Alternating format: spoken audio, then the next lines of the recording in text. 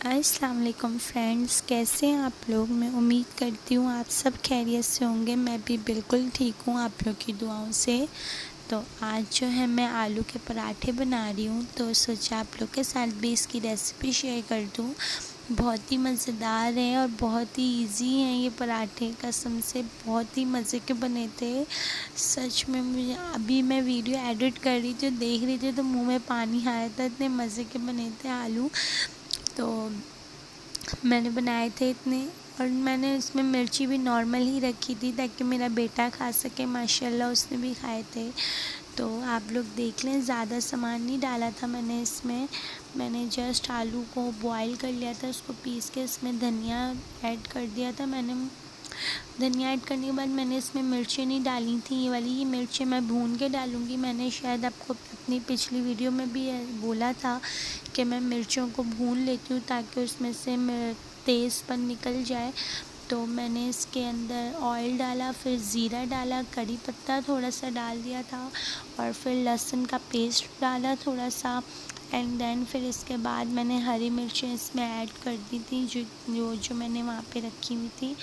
तो हरी मिर्चें डालने के बाद मैंने इसमें स्पाइसेस डाल दिए थे। स्पाइसेस में ज़्यादा कुछ तो ऐसा नहीं था, जो घर में मसाले होते हैं वही थे।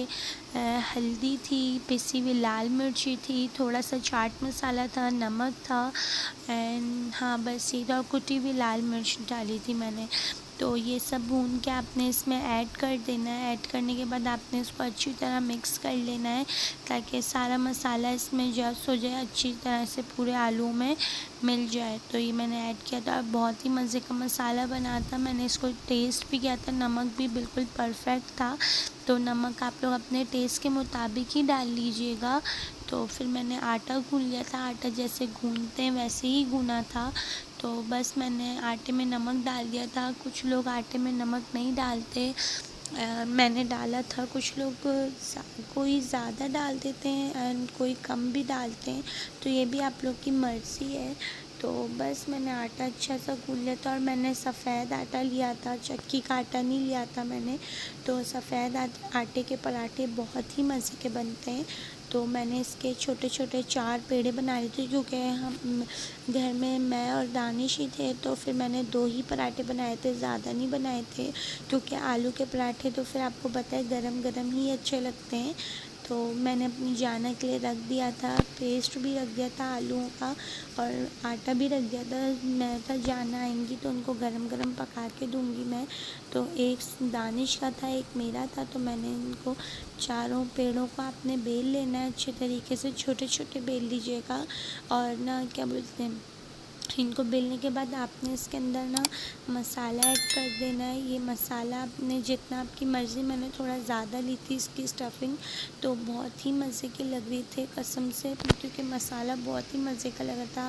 आपको तो पता है मेन मसाला ही होता है जो हम खाते हैं। तो मसाला ही परफेक्ट बना हुआ हो तो पराठे का तो मज़ा ही आ जाता है। तो ये देख लें, मैंने इसके अंदर ऐड कर दिया था सारा मसाला, और मैंने खुश्की भी लगाई हुई थी ताकि हमारी रोटी जो है वो नीचे चिपके नहीं। और मुझे डर लग रहा था कि ये कहीं फट ना जाए, इसलिए मैं आहिस्ता आहिस्ता इसको बेल रही थी। तो थोड़ा सा बाहर आ गया था, लेकिन सब एडजस्ट हो गया था। बहुत ही मज़े का पराठा बना था ये, और मैंने हाथों से भी इसको प्रेस कर लिया था ताकि टूटे नहीं पराठा। तो वैसे टूटता नहीं, लेकिन बहुत मज़े का बना था। तो आप लोग भी देख लें, बहुत ही इजी इसकी रेसिपी है। और मैंने इसको ना पहले हल्का सा सेक लिया था, देन फिर मैंने इसके अंदर ऑयल डाला था ताकि अच्छे से पक जाए पराठा। मैं नहीं चाह रही थी जले बिल्कुल भी, क्योंकि ज़रा से भी आंच तेज़ होती है तो पराठा बिल्कुल जल जाता है और फिर अच्छा नहीं बनता। तो आप लोग भी देख लें और आ जाएँ हमारे साथ खाएं, और प्लीज़ मेरा चैनल सब्सक्राइब कर दें। और मिलती हूँ नेक्स्ट वीडियो में। अपना बहुत सारा ख्याल रखिएगा। अल्लाह हाफ़िज़, और दुआओं में भी याद रखिएगा।